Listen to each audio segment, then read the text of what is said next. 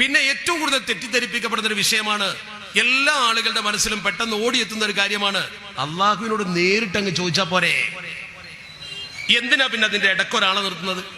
നേരിട്ട് പടച്ചറപ്പിനോട് ചോദിക്കാൻ, അള്ളാഹുവിനോട് ചോദിക്കാൻ നമുക്ക് അവസരമുള്ളപ്പോ പിന്നെ ഔസുൽ അഅ്ലം അല്ലെങ്കിൽ മമ്പുറത്തെ തങ്ങള് ഇങ്ങനെയുള്ള മഹാന്മാരെ വലുതാക്കി വെച്ച് അവരെയും കൂടി കൂട്ടേണ്ട കാര്യം എന്താണ്? അള്ളാഹുവിന്റെ പരിശുദ്ധ ഖുർആൻ കൃത്യമായി പറഞ്ഞതാണ്, യാ അയ്യുഹല്ലദീന ആമനു തഖുല്ലാഹ വബ്തഗൂ ഇലൈഹിൽ വസീല. ജനങ്ങളെ, നിങ്ങൾ അള്ളാഹുവിന്റെ തഖ്വ ചെയ്ത് ജീവിക്കുകയും അള്ളാഹുവിലേക്ക് വസീല തേടുകയും വേണം. വസീല, നമ്മൾ ചില ആരാധനകൾ നിർവഹിക്കുമ്പോൾ സ്ഥലങ്ങൾ, സന്ദർഭങ്ങൾ, വ്യക്തികൾ, അത് വളരെ പ്രധാനമാണ്. ഞാൻ വളരെ പെട്ടെന്ന് മനസ്സിലാകുന്ന ഉദാഹരണം സാധാരണക്കാർക്ക് വേണ്ടി പറയാം. അവർക്ക് കിതാബിനേക്കാളും പ്രായോഗികതയാണ് തിരിയ, നക്കലിനേക്കാളും അക്കലാണ് തിരിയ. നക്കലിയായ ദലീലിനേക്കാളും അക്കലിയായ ദലീൽ. ഇപ്പൊ നമ്മൾ ഓരോരുത്തരും പരിശുദ്ധമായ ഹജ്ജ് കർമ്മത്തിന് പോകുന്നു, അല്ലെങ്കിൽ നമ്മൾ പരിശുദ്ധ മക്കയിലെ ഹറമിലേക്ക് പോകുന്നു. ഉംറക്കാകട്ടെ, ഹജ്ജിനാവട്ടെ, വെറുതെ ആവട്ടെ, അവിടെ ചെന്ന് മസ്ജിദുൽ ഹറാമിൽ നമ്മൾ കടന്നാൽ, മക്കത്തെ പള്ളിയിൽ കടന്നാൽ ആദ്യമായി ചെയ്യേണ്ടത് തവാഫാണ്. ആദ്യമായി ചെയ്യേണ്ടത് തവാഫാണ്. എല്ലാ പള്ളിയിലും നമ്മൾ കയറിയാൽ ആദ്യമായി ചെയ്യേണ്ടത് 2 റക്അത്ത് നമസ്കാരമാണ്, തഹിയ്യത്ത്. ഇവിടെ 2 റക്അത്ത് നിസ്കാരത്തിന്റെ സ്ഥാനത്ത് ആദ്യം തവാഫ്, പിന്നെ നിസ്കാരം. മസ്ജിദുൽ ഹറാമിന്റെ തവാഫ്, തഹിയ്യത്ത് തവാഫാണ്. ഈ തവാഫ് നമ്മൾ ചെയ്താൽ പിന്നെ നമ്മൾ അടുത്ത പടി 2 റക്അത്ത് നമസ്കാരമാണ്. ഈ 2 റക്അത്ത് നമസ്കാരം എവിടെയാണ് നിസ്കരിക്കേണ്ടത്? സാധാരണക്കാരോടാണ് ഞാൻ പറയുന്നത്, പണ്ഡിതന്മാർക്ക് ഇത് കേൾക്കേണ്ട ആവശ്യം ഉണ്ടാവില്ല. ആ നിസ്കാരം നമ്മൾ നിർവഹിക്കേണ്ടത് ശരിക്കും നമ്മൾ മനസ്സിൽ കൊള്ളുന്നത് എവിടെയാ? മനസ്സിൽ കൊള്ളുന്നത് ഏറ്റവും നല്ല സ്ഥലം കഅബയുടെ ഉൾഭാഗമാണ്. കഅബയുടെ ഉള്ളിൽ നിസ്കരിക്കണം, അതല്ല ഏറ്റവും പുണ്യം. നമുക്ക് സാധാരണക്കാർക്ക് കഅബയിലേക്ക് കയറാൻ കഴിയില്ലെങ്കിൽ, പൂട്ടിയിട്ടിരിക്കുകയാണെങ്കിൽ ഹിജ്ർ ഇസ്മായിൽ എന്ന് പറയുന്ന സ്ഥലമുണ്ട്, അത് കഅബയിൽ പെട്ടതാ. ഹിജ്ർ ഇസ്മായിൽ കയറിയിട്ട് നിസ്കരിക്കണം. അവിടെ നിസ്കരിക്കാൻ പറഞ്ഞില്ലല്ലോ, നിസ്കരിച്ചാൽ ശരിയാവും, അത് വേറെ കാര്യം. ഒന്നാം സ്ഥാനം അവിടെ അല്ല. അത് കഴിഞ്ഞാൽ പിന്നെ നമുക്ക് ഏറ്റവും കൂടുതൽ നിസ്കരിക്കാൻ താല്പര്യമുള്ള സ്ഥലം ഏതാ? ഹജറുൽ അസ്വദിന്റെ മൂല. എന്താ അതിന്റെ പ്രത്യേകത? അവിടെ വെച്ചിട്ട് നമ്മൾ ദുആ ചെയ്ത് വലല്ലാലീൻ എന്നൊക്കെ പറഞ്ഞ് ദ്വാരക്കുമ്പോൾ ആമീൻ പറയില്ല. ആരാ ആമീൻ പറയാ? നമ്മളല്ല. ഉക്കില ബിഹി 70 മലക്കാ, 70 മലക്കുകളോട് ആമീൻ പറയണ്ടോ? 70 മലക്കുകൾ അവിടെ നിസ്കരിച്ചൂടെ? അല്ല ഏറ്റവും നല്ലത്? അതല്ലെങ്കിൽ അതിന്റെ തൊട്ടപ്പുറത്ത് വാതിൽ പടിയിൽ ജനങ്ങൾ ഒട്ടി നിൽക്കുന്ന മുൽത്തസമുണ്ട്, അവിടെ എന്ത് ചോദിച്ചാലും അല്ലാഹു ഉത്തരം തരും. എന്താ അവിടെ നിസ്കരിക്കാൻ പറഞ്ഞില്ല? എവിടെയാ നിസ്കരിക്കാൻ പറഞ്ഞത്? മക്കാം ഇബ്രാഹിമിന്റെ പുറകിൽ. എന്താ മക്കാം ഇബ്രാഹിമിന്റെ പ്രത്യേകത? ഇബ്രാഹിം നബി അലൈഹി സ്വലാത്തു വസ്സലാം കഅബ നിർമ്മിക്കുമ്പോൾ കയറി നിന്നൊരു കല്ലുണ്ട് അവിടെ. ആ കല്ല് ഒരു പ്രത്യേക കൂട്ടിൽ അവിടെ സൂക്ഷിച്ചിട്ടുണ്ട്. ആ കല്ലിന്മേൽ ഇബ്രാഹിം നബി തങ്ങളുടെ കാൽപാദത്തിന്റെ പതിഞ്ഞ അടയാളമുണ്ട്. അപ്പൊ നമ്മളിങ്ങനെ അതിന് പിന്നിൽ തക്ബീർ കെട്ടി നിൽക്കുമ്പോൾ സത്യത്തിൽ ഇബ്രാഹിം നബിയുടെ കാലിന്റെ ചുവട്ടിൽ പോയി സുജൂദ് ചെയ്യാൻ പോവാണ്. നല്ല തൗഹീദും ഉറച്ച വിശ്വാസമുള്ള ഒരാളെ മനസ്സിൽ ചിന്തിക്കൂലേ, പടച്ചവനെ നിനക്ക് ഞാൻ ചെയ്യുന്ന സുജൂദ് എന്തിനാ ഇബ്രാഹിം നബിയുടെ കാൽക്ക് പോയി ചെയ്യുന്ന ഒരു ശിർക്കാവൂലേ?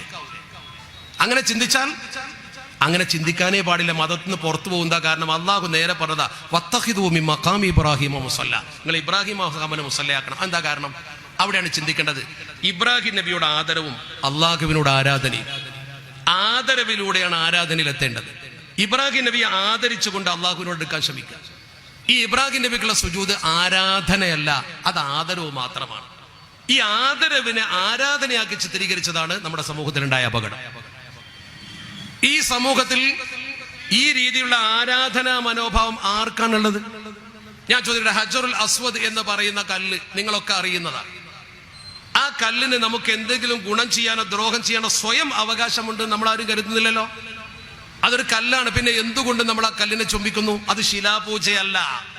അള്ളാഹു പറഞ്ഞു, അള്ളാഹുവിന്റെ തിരുദൂതർ പഠിപ്പിച്ചു, അതിനെ ചുംബിക്കണം, ആദരിക്കണം. അത് സ്വർഗത്തിൽ നിന്ന് കൊണ്ടുവന്ന കല്ലാണ്. അതിന് സ്വയം ഉപദ്രവമോ ഉപകാരമോ ചെയ്യാൻ കഴിവുണ്ട് നമ്മൾ വിശ്വസിക്കുന്നില്ല. ഈ കൂട്ടത്തിൽ എന്റെ ശബ്ദം കേൾക്കുന്ന എന്റെ ഹിന്ദു സുഹൃത്തുണ്ടാവും. അവന്റെ വിശ്വാസം ഒരു കല്ല് കൊണ്ടുണ്ടാക്കിയ അവന്റെ ദൈവികമായ പ്രതിഷ്ഠ, ആ പ്രതിഷ്ഠക്ക് ഗുണം ചെയ്യാനും ദോഷം ചെയ്യാനും കഴിവുണ്ട് എന്ന് വിശ്വസിച്ചുകൊണ്ടാണ് അവൻ അതിന്റെ മുമ്പിൽ കൈകൂപ്പുന്നത്, അല്ലെങ്കിൽ അവൻ അവിടെ കുനിയുന്നത്.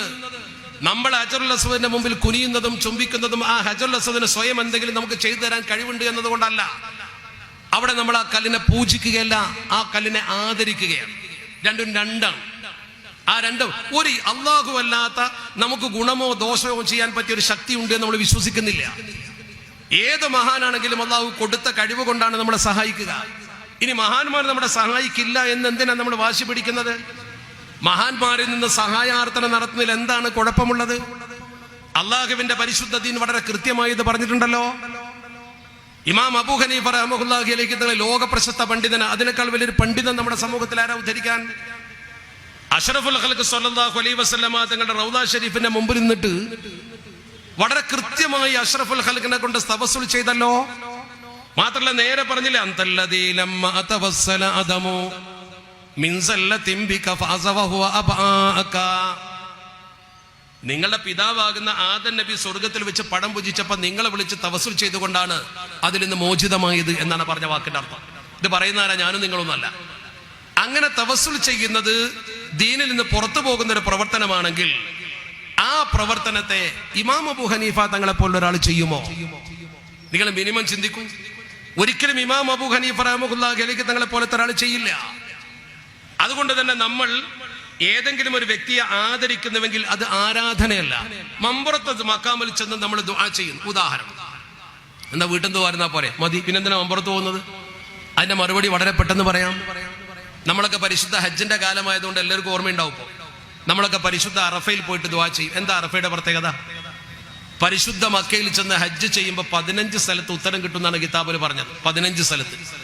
ആ 15 സ്ഥലങ്ങളിൽ 14 ഹറമിന്റെ അകത്താണ്. ഹറം എന്ന് പറഞ്ഞാൽ ഹറം ബൗണ്ടറിക്കകത്ത്, മസ്ജിദുൽ ഹറാമല്ല, ഹറമിന്റെ പരിധിക്കുള്ളിൽ. അതിൽ മിന ഹറമാണ്, മുസ്ദലിഫ ഹറമാണ്, ഒക്കെ ഹറമാണ്. അസീസിയ ഈ ഹാജിമാര് താമസിക്കുന്ന സ്ഥലമൊക്കെ ഹറമാണ്. പക്ഷെ അറഫ ഹറമല്ല. ഹറമിൽ എല്ലാറ്റിനും 1,00,000 കൂലി. ഹറമിന്റെ പുറത്തുള്ള ഹറമല്ലാത്ത അറഫയിലെ പ്രാർത്ഥനക്കാ വലിയ പ്രത്യേകത. അൽ ഹജ്ജു അറഫ. എന്താ? എന്തേ ഹറമ് പോലുമല്ലാത്ത അറഫയുടെ പ്രാർത്ഥനയ്ക്ക് ഇത്ര ഉത്തരം കിട്ടാൻ കാരണം? മണ്ണിന്റെ പ്രത്യേകതയാണോ? മണ്ണിന്റെ പ്രത്യേകതയാണെങ്കിൽ ഉംറക്ക് പോകുന്ന ഒരാളും അറഫയിൽ പോയി കൂട്ടുപ്രാർത്ഥന നടത്താറില്ലല്ലോ. സൗദിയിൽ ജോലി ചെയ്യുന്ന ഒരാളും അറഫയിൽ പോയി ദ്വാരക്കാറില്ലല്ലോ. എന്താ ദ്വാരക്കാത്തത്? ആ മണ്ണിന്റെ പ്രത്യേകതയാണെങ്കിൽ ഇപ്പൊ പോയി ദ്വാരന്നാ പോരെ. ഇനി ദിവസത്തിന്റെ പ്രത്യേകതയാണോ? ആണെങ്കിൽ ദുൽഹജ്ജ് 9 ഇവിടെയും വരുമല്ലോ. ദുൽഹജ്ജ് 9 നമ്മളൊക്കെ നോമ്പ് നോൽക്കും. അവര് നോമ്പ് കൂടി നോക്കൂല. ആജിമാര് നോമ്പ് നോക്കണ്ട. നോമ്പ് നോറ്റ് നമ്മൾ ദ്വാരന്നാൽ അവിടുത്തെ ഉത്തരം കിട്ടുമോ? ഇനി സമയത്തിന്റെ പ്രത്യേകതയാണോ? ലോഹറിന്റെ ശേഷം. എല്ലാ ദിവസവും ലോഹറിന്റെ ശേഷം ഇവിടെ സമയമുണ്ടല്ലോ. ദുൽഹജ്ജ് 9 ലോഹറിന്റെ ശേഷവും നമ്മൾ ഇവിടെ ഉണ്ടല്ലോ. പിന്നെ എന്താ പ്രത്യേകത? ഇത് 3 കൂടി കൂടുമ്പോൾ ഒരു പ്രത്യേകത ഉണ്ട്. അതെന്താ? ഇതൊരു അനൗൺസ്മെന്റ് ആണ് അള്ളാഹുവിന്റെ ദീനിന്റെ. കൊല്ലത്തിൽ ഒരു ദിവസം, ഒരു സമയം, ഒരു സ്ഥലം.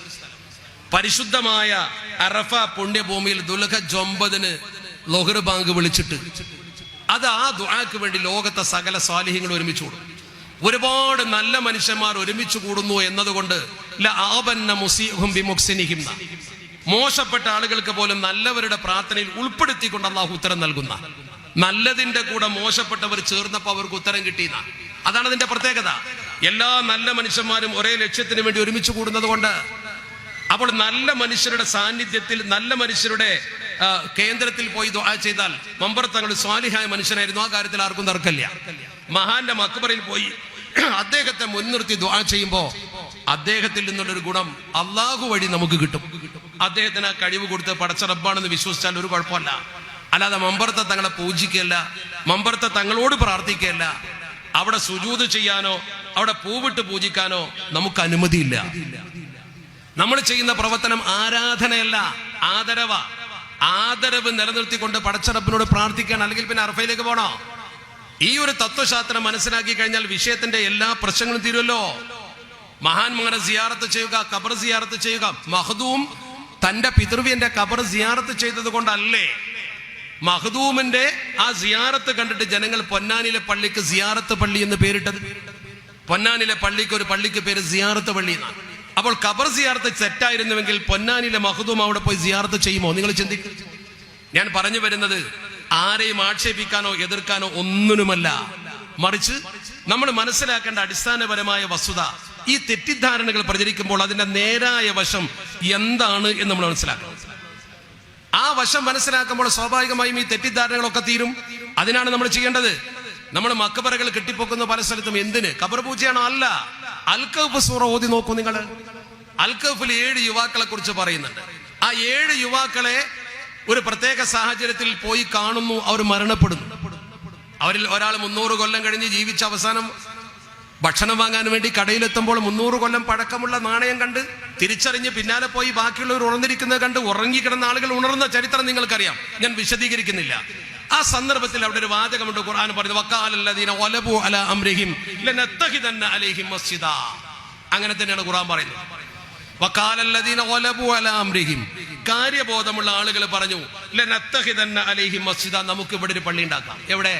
അൽക്കഫിന്റെ ഗുഹാമുഖത്ത് ഒരു പള്ളി ഉണ്ടാക്കാം. എന്തിന്? അതിനെക്കുറിച്ച് തഫ്സീറിൽ മഹാപണ്ഡിതന്മാർ പറഞ്ഞു, യുസല്ലി ഫീഹിൽ മുസ്ലിമൂൻ, മുസ്ലിമീങ്ങൾക്ക് നിസ്കരിക്കാൻ അൽക്കഫിന്റെ ഗുഹാമുഖത്ത് തന്നെ പള്ളി വേണോ? ദുനിയാവിൽ എത്ര സ്ഥലമുണ്ട്? പിന്നെ എന്താണ് അതിന്റെ അർത്ഥം? അവിടെ തന്നെ പറഞ്ഞു വയതബറകൂന ബിമകാനിഹിം, ആ സ്ഥലത്തിന്റെ ബർക്കത്ത് എടുക്കാൻ. അപ്പോൾ ബർക്കത്തിന്റെ ഒരു സംഗതി ഉണ്ട്, ആ സ്ഥലത്തിനൊരു ബർക്കത്തുണ്ട്. മഹാന്മാർ മരിച്ചു കിടക്കുന്ന സ്ഥലം, മഹാന്മാർ ഉപയോഗിച്ച വസ്തുക്കൾ, അതിനൊക്കെ ഒരു ബർക്കത്തുണ്ട്. ആ ബർക്കത്ത് എന്ന് പറയുന്നത് കൃത്യമായി രേഖപ്പെടുത്തപ്പെട്ടതല്ലേ. അബൂ ഹുറൈറ റളിയല്ലാഹു തആല അള്ളാഹുവിന്റെ പരിശുദ്ധ പ്രവാചകരെ നിഴലെ പോലെ പിന്തുടർന്നൊരു മഹാനാ. ആ മഹാൻ ഒരിക്കൽ നബി തങ്ങളോട് വന്നുകൊണ്ട് ഒരുപാട് ഹദീസ് ഞാൻ കേൾക്കുന്നുണ്ട്, ഒക്കെ ഞാൻ പഠിക്കുന്നുണ്ട്, പക്ഷെ പെട്ടെന്ന് മറന്നു പോകുന്നു. ഞാൻ എന്താ ചെയ്യേണ്ടത്? എനിക്ക് മറവി വർദ്ധിക്കുന്നു. പരിശുദ്ധ പ്രവാചകർ പറഞ്ഞ വാക്കെന്താ ഹദീസിലുള്ളത്? ഉബ്സുത്ത് റിദാഅക, നിന്റെ മുണ്ടൊന്ന് വിരിക്കും. മറതിക്കുള്ള ചികിത്സയാണ് കൊടുക്കുന്നത്. സ്വഹീഹായ ഹദീസാ, ഒരാൾക്കും നിഷേധിക്കാൻ കഴിയില്ല. മുണ്ടൊന്ന് വിരിക്ക്. പരിശുദ്ധ പ്രവാചകർ ആ മുണ്ട് വിരിക്കാൻ പറഞ്ഞപ്പോൾ അബൂ ഹുറൈറ തങ്ങൾ മുണ്ട് വിരിച്ചു. മുണ്ടിങ്ങനെ വിരിച്ചു പിടിച്ചു കൊടുത്തു, നിർത്തി പിടിച്ചു കൊടുത്തു. എന്താ ചെയ്തത്? ഹദീസിൽ പറയുന്നു ഫഖദഫ ബിയദിഹി ശരീഫതി മിനൽ ഹവാഇ ഫിർരിദായി, ഷറഫാക്കപ്പെട്ട നബി തങ്ങളുടെ കരതലത്തിൽ ഇങ്ങനെ വാരിയിട്ട് എന്തോ അങ്ങോട്ട് വായുവിൽ നിന്ന് ഇങ്ങനെ ആവാഹിച്ചിട്ട് ഇങ്ങനെ കിട്ടുകൊടുത്തു. എന്താന്ന് അവർക്ക് അറിയില്ല, ആരും കണ്ടിട്ടില്ല. ലൊമ്മവ് കൂട്ടിപ്പിടിച്ചോന്നാണ് കൂട്ടിപ്പിടിച്ചു. ഫമാ നസീതു ഷൈഅൻ ബഅദഹു, അതിനുശേഷം എനിക്ക് മറവി ഉണ്ടായിട്ടില്ല. എന്താ ഈ ചെയ്തത്? എന്താണ് ഈ ചെയ്തത്? ചോദിച്ചു നോക്ക് നിങ്ങൾ. ഇത് അള്ളാഹുവിന്റെ പരിശുദ്ധ തിരുത്തൂതർ ചെയ്ത പ്രവർത്തനമല്ലേ? ഇത് അന്ധവിശ്വാസമാണ് എന്ന് നമുക്ക് പറയാൻ പോലും കഴിയാത്ത വിധം ഹദീസിന്റെ കിതാബിൽ കൃത്യമായി രേഖപ്പെടുത്തി വെച്ചതാണ്. പിന്നെ വിളികളെല്ലാം പ്രാർത്ഥനയല്ലല്ലോ. ഒരാളെ നമ്മൾ വിളിച്ചു എന്ന് കരുതി എങ്ങനെ പ്രാർത്ഥനയാവുക? ആരാധനയുടെ ഉദ്ദേശത്തോടു കൂടി വിളിച്ചാൽ പ്രാർത്ഥനയാവും. എന്ന് പറഞ്ഞാൽ ആ വ്യക്തിക്ക് എന്നെ രക്ഷിക്കാനും ശിക്ഷിക്കാനും സ്വയം കഴിവുണ്ട് എന്ന് വിശ്വസിച്ചുകൊണ്ട് വിളിച്ചാൽ ലാ തദഉ മഅല്ലാഹി ഇലാഹൻ ആഖർ, അല്ലാഹുവിനല്ലാതെ ഒരു ഇലാഹിനെ വിളിക്കാൻ പറ്റൂല. ആ വിളിച്ചാൽ തെറ്റാ, നമ്മൾ അംഗീകരിക്കുന്നുണ്ട്. നേരെ മറിച്ച് നമ്മൾ മമ്പുറത്തങ്ങളെ എന്ന് വിളിക്കുമ്പോൾ അതിന്റെ അർത്ഥം എന്താണ്? മമ്പുറത്തങ്ങളെ പടച്ചോനാന്ന് ഏതെങ്കിലും ഒരു മനുഷ്യന്റെ മനസ്സിൽ വിശ്വാസം ഉണ്ടോ? മമ്പുറത്തങ്ങളെ എന്ന് വിളിച്ചാൽ ദീനിന്ന് പുറത്ത്, എന്നാൽ ചെറുപ്പത്തിലേ ദീനിന്ന് പുറത്ത് പോയിട്ടുണ്ട്. എന്താ കാരണം? വീണപ്പോഴൊക്കെ ഞാൻ വിളിച്ചത് എൻ്റെ അമ്മയെന്നാ. പടച്ചോനല്ലേ വിളിക്കണ്ടേ? അപ്പൊ നമ്മൾ മനസ്സിലാക്കേണ്ട ഏറ്റവും പ്രധാനപ്പെട്ട കാര്യം എന്താ? അവിടെ നമ്മൾ വിളിക്കുന്നത് ഉമ്മ ദൈവമാണെന്നോ മമ്പുറത്തങ്ങൾ ദൈവമാണെന്നോ വിശ്വസിച്ചുകൊണ്ടല്ല, മറിച്ച് നമ്മൾ ആ വിളിക്കുന്നത് ഒരു ആദരവിന്റെ, അള്ളാഹു കൊടുത്ത കഴിവ് കൊണ്ട് ആ മഹാന് നമ്മളെ ശരിക്ക് സംരക്ഷിക്കാൻ കഴിയുമെന്ന ഒരു ബോധത്തിൽ നിന്ന് ഉത്ഭൂതമായതാ. അല്ലാതെ അദ്ദേഹം ദൈവമാണ് അല്ലെങ്കിൽ ദൈവം കൊടുക്കാത്ത എന്തോ പ്രത്യേക കഴിവുണ്ട് എന്ന് കരുതിക്കൊണ്ടല്ല. ഈ ഒരു തത്വശാസ്ത്രം നമ്മൾ മനസ്സിലാക്കി കഴിഞ്ഞാൽ വിഷയങ്ങളൊക്കെ തീരും. ഈ ഒരു തത്വം ഇങ്ങനെ സമൂഹത്തിൽ ചില്ലറ അഭിപ്രായാന്തരങ്ങൾ പടർന്ന് നമ്മുടെ ചില ചെറുപ്പക്കാർ അത് ശരിയാണെന്ന് ചിന്തിച്ച് അല്പം ഒരു വിദ്യാസമ്പന്നനാകുമ്പോഴേക്കും പഴയ പുരോഗതി അല്ലെങ്കിൽ അധോഗതി ഇതൊക്കെ അവർ വിലയിരുത്തുന്നത് മതപരമായ ചിഹ്നങ്ങളിലൂടെയാണ്. മതപരമായ പഴമ മുറുകെ പിടിച്ചാൽ പഴഞ്ചനായി എന്നൊരു തോന്നല. ആ തോന്നലിൽ നിന്ന് ഉത്ഭൂതമായ ചില നവീന പ്രവർത്തനങ്ങളാണ് നമ്മുടെ ചെറുപ്പക്കാർ അതിലേക്ക് ആകർഷിക്കുന്നത്. അല്ലാതെ അവർ രണ്ടിനെ കുറിച്ച് ആഴത്തിൽ പഠിച്ചതുകൊണ്ടല്ല. അവിടെ ചെറുപ്പക്കാരോട് എനിക്ക് വളരെ വിനയപൂർവ്വം പറയാനുള്ളത്, കാരണവന്മാർക്ക് ഈ കാര്യം ബോധ്യമാണ്. നമ്മൾ പരിശുദ്ധ ദീനുൽ ഇസ്ലാമിന്റെ അടിസ്ഥാന തത്വങ്ങളെ കുറിച്ച് പഠിക്കണം. ദീനിയായ തത്വങ്ങളെ കുറിച്ച് പഠിച്ച് തൗഹീദ് മുറുകെ പിടിച്ച് ഏക ദൈവ വിശ്വാസത്തെ മുറുകെ പിടിച്ചുകൊണ്ട് തന്നെ മുന്നോട്ട് പോകണം. നമ്മുടെ തൗഹീദിനൊരു ഭംഗവും വരുന്നില്ല മഹാന്മാരെ ആദരിച്ചു എന്നതുകൊണ്ട്. അങ്ങനെയാണെങ്കിൽ പൂർവ്വഗാമികളായ ആളുകൾ വഴിപടിച്ചു പോകണമായിരുന്നല്ലോ. മഹ്ദൂമല്ലേ മൗലിദ് ഒന്ന് ക്രോഡീകരിച്ചത്? ആ മൗലിദിലല്ലേ നബി തങ്ങളെ പുകഴ്ത്തുന്ന വചനമുള്ളത്? ജനങ്ങളെ വഴിതെറ്റിക്കുന്ന ഒരു മൗലൂദ് പൊന്നാനിയിലെ മഹ്ദൂം ഉണ്ടാക്കുമോ? ആ മൗലിദ് ഓതാൻ മമ്പുറത്ത് തങ്ങൾ പറയുമോ?